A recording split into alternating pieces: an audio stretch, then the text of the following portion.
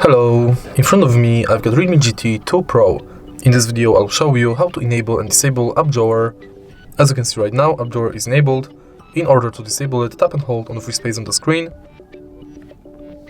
go to More, and enter Home Screen mode. Now, in order to disable app drawer, select Standard mode and switch.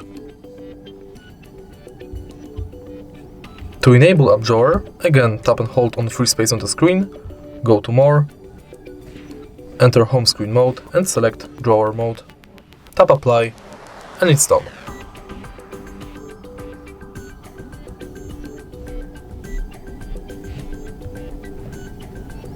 If you find this video helpful, please leave like, comment and subscribe.